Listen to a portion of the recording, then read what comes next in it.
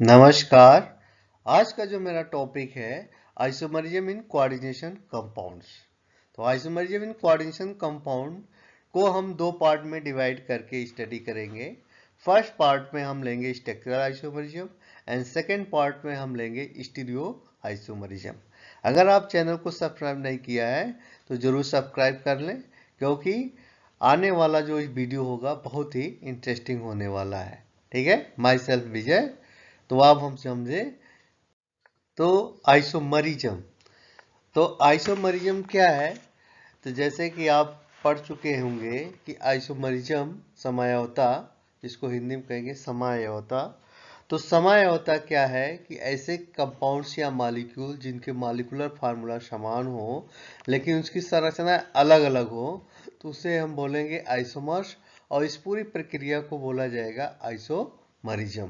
अगर हम coordination compound की बात करें तो कोऑर्डिनेशन कंपाउंड्स में कि ऐसे कोऑर्डिनेशन कंपाउंड जिनके मॉलिक्यूलर फार्मूला समान हो लेकिन लिगेंडो का जो मेटल से अरेंजमेंट हो वो डिफरेंट हो, तो उनको बोलेंगे आइसोमर्स, और इस पूरी प्रक्रिया को बोलेंगे आइसोमरिज्म। अगर उसको इंग्लिश में डिफाइन करना हो तो the coordination compound which have the same molecular formula but have their ligand attached to the central metal atom in different way is called isomers, and this phenomena is give rise to different isomers called isomerism. Okay, तो इस आइसोमरिज्म्स का यानी जो structure different होगा तो उसका main impact क्या होगा? तो देखा जाए तो these isomer have the different properties, यानी इन आइसोमर्स के जो प्रॉपर्टी होंगे डिफरेंट हो, यानी फिजिकल एंड केमिकल जो प्रॉपर्टी होंगे आइसोमर्स के वो चेंज हो जाएंगे। One isomers may be medicinal while others is poisoner, यानी एक तो अगर इनकी प्रॉपर्टी डिफरेंट होगी तो एक मेडिसिन के रूप में यूज हो सकती है, तो जो है ना जहर के रूप में, पॉइजन के रूप में यूज हो सकती है। इतना डिफरेंसेस हो सकता है उसके आइसोमर्स में। ओके, इसी प्रकार अगर हम इनके टाइप ऑफ आइसोमरिज्म की बात करें तो टाइप ऑफ आइसोमरिज्म में तो आपको पता ही है कि आइसोमरिज्म, तो टाइप ऑफ आइसोमरिज्म में दो प्रकार के होते हैं, स्ट्रक्चरल आइसोमरिज्म और स्टीरियो आइसोमरिज्म। स्ट्रक्चरल आइसोमरिज्म जो होगा वह नीचे दिए हुए यानी coordination isomerism, coordination position isomerism, hydrate isomerism, ionization isomerism, ligand isomerism, linkage isomerism and polymerization isomerism, यानी इतने प्रकार के हो सकते हैं। और स्टीरियो आइसोमरिज्म जो होगा वो ज्योमेट्रिकल एंड ऑप्टिकल आइसोमरिज्म, ये दो प्रकार के होते हैं। तो इस वीडियो में हम केवल आपको स्ट्रक्चरल आइसोमरिज्म के बारे में बताएंगे और नेक्स्ट वीडियो में हम स्टीरियो आइसोमरिज्म के बारे में समझाएंगे।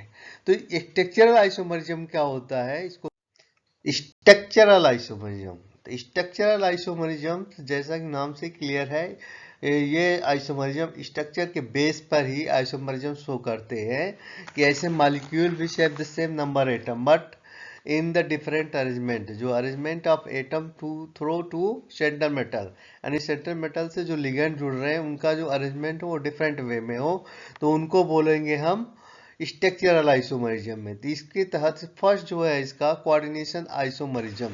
तो कोऑर्डिनेशन आइसोमरिज्म ऐसे कंपाउंड में पाए जाते हैं जहां पर केटायनिक और एनायनिक के रूप में मॉलिक्यूल आयंस रिप्रेजेंट्स हो रहा है, तो उनमें लिगेंडो के इंटरचेंजेस के कारण कोऑर्डिनेशन आइसोमरिज्म उत्पन्न होता है। जैसे एग्जाम्पल्स के तौर पर इस एग्जाम्पल में एक क्रोमियम है जो लिगेंड है, वह अमोनिया केटायन के रूप में है, क्रोमियम है साइनाइड एनायन के रूप में है। तो एक केटायन हो गया, दूसरा एनायन हो गया, तो इसमें लिगेंडो के आपस में इंटरचेंज हो रहा है जो सीधा रिप्रेजेंट हो रहा है, तो ये एक दूसरे के आइसोमर हो गए। तो इसी प्रकार नीचे वाले भी एग्जाम्पल्स में कोबाल्ट अमोनिया कंपाउंड है, कोबाल्ट साइनाइड कंपाउंड है, तो फर्स्ट कोबाल्ट साइनाइड हो गया, क्रोमियम अमोनिया हो गया, तो यहाँ पर भी लिगेंड का आपस में इंटरचेंज हो गया, तो इंटरचेंज होने के कारण यह एक दूसरे के आइसोमर्स बन गए। ठीक है, नेक्स्ट जो है वह है कोऑर्डिनेशन पोजीशन आइसोमर। ये कोऑर्डिनेशन पोजीशन आइसोमरिज्म की ही जैसा है, लेकिन थोड़ा सा डिफरेंस है जिसे हम कोऑर्डिनेशन पोजीशन आइसोमर्स कहते हैं। यानी ये जो आइसोमर्स है, ये जो आइसोमरिज्म है, ये ब्रिज लिगेंड कंपाउंडों में पाया जाता है। फॉर एग्जांपल्स, जैसे ये ब्रिज लिगेंड है एमाइड और ऑक्सी। तो एमाइड और ऑक्सी जो ब्रिज लिगेंड्स हैं, तो दोनों में आप देखेंगे तो ये ब्रिज लिगेंड के साइड वाले जो ये लिगेंड्स हैं, इनको बोलेंगे टर्मिनल्स लिगेंड्स। तो टर्मिनल्स लिगेंडों में अगर आपस में इंटरचेंज हो रहा है तो कोऑर्डिनेशन पोजीशन आइसोमरिज्म एराइज होगा, यानी कोऑर्डिनेशन पोजीशन। जैसे यहाँ पर ये अमोनिया के 4 मॉलिक्यूल्स हैं, यहाँ पर अमोनिया की 4 और प्लस में क्लोराइड है।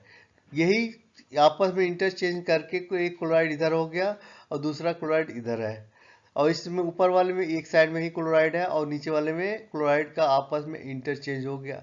ठीक है, तो आपस में जब इंटरचेंज हो गया, आपस में जब इंटरचेंज हो गया तो आइसोमर यानी जो इसका जो वो स्ट्रक्चर है वो चेंज हो। जब स्ट्रक्चर जब चेंज हो गया तो ये जो आइसोमर्स बने तो इसको बोलेंगे हम कोऑर्डिनेशन पोजीशन आइसोमरिज्म्स, यानी ये दोनों एक दूसरे के आइसोमर्स हैं और ये इस प्रकार के आइसोमरिज्म को बोलते हैं कोऑर्डिनेशन पोजीशन आइसोमर्स। ठीक है, थर्ड जो है आयनाइजेशन आइसोमरिज्म। आयनाइजेशन आइसोमरिज्म से नाम से क्लियर है, आयनों के एक्सचेंज से, यानी the complex compound showing ionization isomerism is called ionization isomerism. These isomers have the same molecular formula and are product when ligand will give the coordination pair and anions ion present outside the coordination pair is interexchanged with each other. यानी इस तरह के coordination compound जिस coordination के अंदर है, coordination sphere के अंदर है और कोऑर्डिनेशन स्फीयर के बाहर है, इन अंदर बाहर के लिगेंडों में आपस में इंटरचेंज के कारण जो आइसोमर्स बनते हैं उनको बोलेंगे आयनाइजेशन आइसोमर्स, और इस पूरी प्रक्रिया को बोलेंगे आयनाइजेशन आइसोमरिज्म। जैसे एग्जाम्पल के तौर पर आपको दिख रहा है, यहाँ पर Cl अंदर है, ब्रोमाइड बाहर है। तो इस प्रक्रिया में यहाँ पर Cl बाहर हो गया, Br अंदर हो गया, यानी ब्रोमाइड अंदर क्लोराइड बाहर। तो यह एक दूसरे के आइसोमर्स बन गए और इन दोनों के आइसोमर्स और आपस में इंटरचेंज हो गए, यानी इंटरचेंज होने के कारण एक दूसरा स्ट्रक्चर बन गया, attachment to centre metal atoms, यानी सेंटर मेटल से अटैचमेंट यहाँ क्लोराइड था तो यहाँ ब्रोमाइड हो गया। तो इस प्रकार से इंटरचेंज की वजह से इस प्रकार से जो आइसोमर बनेंगे इनको बोलेंगे आयनाइजेशन आइसोमरिज्म। ठीक है, तो जब एक दूसरे के ये इंटरचेंज के फिजिकल और केमिकल प्रॉपर्टी डिफरेंट होंगे। नेक्स्ट जो है वह है हाइड्रेट आइसोमरिज्म। ये आयनाइजेशन आइसोमरिज्म की ही तरह होता है, बस इसमें अंतर इतना होता है, हाइड्रेट जैसे नाम से क्लियर है, यहाँ पर H2O molecule acting as a ligand, केवल H2O ही molecule acting as a ligand and replace by anions present outside the coordination sphere. यानी H2O की मॉलिक्यूल एक्टिंग लिगैंड, यानी H2O मॉलिक्यूल के रिप्लेसमेंट की वजह से, जैसे एग्जाम्पल के रूप पे यहाँ दिख रहा है, इस मॉलिक्यूल्स में H2O 4 मॉलिक्यूल H2O जो Cl2 अंदर है और एक Cl बाहर है, 2 H2O अंदर है। इस रूप में अगर मॉलिक्यूल्स है तो ग्रीन क्रिस्टल के रूप में पाया जाता है H2O कॉन्सेंट्रेट या Cl सोल्यूशन में, या ग्रीन या कॉन्सेंट्रेट या Cl सोल्यूशन में यह ग्रीन कलर का रिप्रेजेंट करता है। लेकिन अगर इसको वाटर में डिजॉल्व कर दिया जाए तो वाटर में डिजॉल्व करने से ये H2O मॉलिक्यूल और अंदर आ जाएगा, यानी H2O 5 हो जाएगा और एक Cl मॉलिक्यूल बाहर चला जाएगा। ऐसे में यह ब्लू ग्रीन कलर का सोल्यूशन या क्रिस्टल के रूप में रिप्रेजेंट होगा। ठीक है, अगर इसी को हम हीट कर दें तो हीट करने पर जो H2O मॉलिक्यूल बाहर है वो भी एक अंदर आ जाएगा और ये जो Cl था अंदर वो भी बाहर चला जाएगा, यानी ये वायलेट कलर का शो करने लगेगा। यानी सभी का मॉलिक्यूलर फार्मूला सेम है, यानी जो लिगैंड्स हैं सेंटर मेटल एटम से अटैच हैं तो वह समान है, लेकिन उसका अरेंजमेंट डिफरेंट हो रहा है। तो अरेंजमेंट डिफरेंट होने के कारण से ये कोऑर्डिनेशन आइसोमरिज्म शो कर रहा है, लेकिन यहाँ H2O केवल रिप्लेसमेंट हो रहा है, H2O का ही प्लेस चेंज हो रहा है एज एक्टिव मॉलिक्यूल्स, इसलिए इसको बोलेंगे हाइड्रेट आइसोमरिज्म्स। तो एक मॉलिक्यूल के 3 आइसोमर्स बन गए, 1 2 3, तो तीनों के प्रॉपर्टी डिफरेंट होंगे, तो तीनों के प्रॉपर्टी डिफरेंट होंगे। ओके, जैसा नाम से ही क्लियर है, लिगैंड आइसोमरिज्म्स, नाम लिगैंड्स आइसोमरिज्म्स। तो लिगैंड्स आइसोमरिज्म क्या होते हैं? There are certain ligands which exist isomers. Diamines derivatives of propanes exist in two isomers form which is called 1,2 diaminopropanes or propylene diamine, जिसे हम PN बोलते हैं, 1,3 diaminopropanes और ट्राइमेथिलीन डाइअमीन्स जिसे TN बोलते हैं, यानी प्रोपाइलीन्स डाइअमीन PN बोला जाएगा और ट्राइमेथाइल डाइअमीन TN बोला जाएगा। ओके, जैसे इसमें रिप्रेजेंट्स हो रहा है, यानी जब लिगेंड्स यानी एक से अधिक आइसोमर शो करता है, वह जब एज ए लिगेंड के रूप में सेंटर मेटल से जुड़ता है, ऐसे पोजीशन में जो आइसोमरिज्म शो होगा वो लिगेंड आइसोमरिज्म के रिप्रेजेंट में होगा, यानी लिगेंड्स ही आइसोमर के रूप में, यानी एक से अधिक फॉर्म में। तो यह देखो 1,2 डाइअमीनो प्रोपेन, तो 1,2 यानी अमीन ग्रुप कहाँ पर जुड़ा है? 1 पर, तो और दूसरा अमीन ग्रुप 2 पर जुड़ा है, तो 1,2 डाइअमीनो प्रोपेन हो गया। यहाँ पर फर्स्ट और थर्ड से जुड़ा है, इसलिए 1,3 डाइअमीनो प्रोपेन, यानी यह ऊपर वाला PN यानी प्रोपाइलीन डाइअमीन और नीचे वाला ट्राइमेथाइलिन डाइअमीन TN बोल दिया जाता है। फॉर एग्जाम्पल अगर देखा जाए तो 2 एग्जाम्पल हैं यहाँ पर, cobalt PN2Cl2 plus and cobalt TN2Cl2 plus. ठीक है, अगर इसके स्ट्रक्चर फार्मूले के रूप में देखा जाए तो देखा जाए यहाँ पर सेम पोजीशन है, सब सेम है, बस डिफरेंट क्या है? PN और TN का, एक में PN जुड़ा है, दूसरे में TN जुड़ा है। तो ये PN और TN लिगेंड के कारण इसके स्ट्रक्चर में चेंजेस आ रहा है, यानी एक मॉलिक्यूल के 2 आइसोमर्स हो गए, किसके कारण? लिगेंड के आइसोमर के कारण। तो इस प्रकार के आइसोमरिज्म को हम बोलेंगे लिगेंड्स आइसोमरिज्म। ओके, नेक्स्ट है लिंकेज आइसोमरिज्म। लिंकेज आइसोमरिज्म जैसे नाम से ही क्लियर है, लिंक करना। तो लिंक यानी linkage isomerism show by those coordination compound which contain ambidentate ligand, ambidentate ligands. तो एम्फीडेंटेड लिगैंड्स जैसा आपको पता ही है कि ऐसे आयंस या ऐसे लिगैंड्स जिनमें एक से अधिक डोनर एटम हो, एक से अधिक डोनर मतलब 2, यानी 2 डोनर एटम हो, उनको बाइडेंटेड लिगैंड कहते हैं। जैसे since these ligand can be coordinate to the central metal atom through any of the 2 different available donor atoms. ठीक है, यानी एक ही एम्फीडेंटेड लिगैंड एक में एक से डोनर एटम का काम करता है, फिर दूसरा डोनर एटम फिर दूसरे तरह से डोनर एटम का काम करता है, यानी जब 2 तरह के यानी एक ही डोनर एटम दोनों डोनर एटम का काम करेंगे तो 2 तरह की स्ट्रक्चर बनेंगे। जैसे एग्जाम्पल के तौर पर हमें दिख रहा है नाइट्रो, तो जब नाइट्रोजन डोनर एटम का काम करेगा तो उसे हम बोलेंगे नाइट्रो, और जब ऑक्सीजन डोनर एटम का काम करेगा तो नाइट्राइटो। ठीक है, इसी प्रकार सल्फर में इसमें CN माइनस में भी होता है।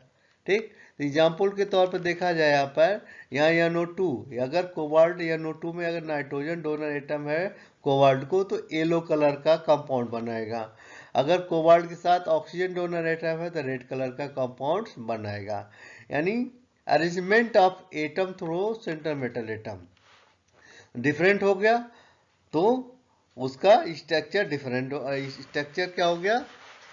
सेम है, लेकिन पोजीशन चेंज हो गया, पोजीशन चेंज होगा तो एक आइसोमर बन गया, तो यह एक दूसरे के आइसोमर हो गए। तो इस प्रकार के आइसोमरिज्म को बोलेंगे लिंकेज आइसोमरिज्म। इसी प्रकार SCN यानी पैलेडियम का डाइफेराइडिन के साथ तब सल्फर डोनर एटम होगा तो ऑरेंज येलो कलर का कंपाउंड बनेगा, अगर नाइट्रोजन डोनर एटम होगा तो लाइट येलो कलर का कंपाउंड बनेगा।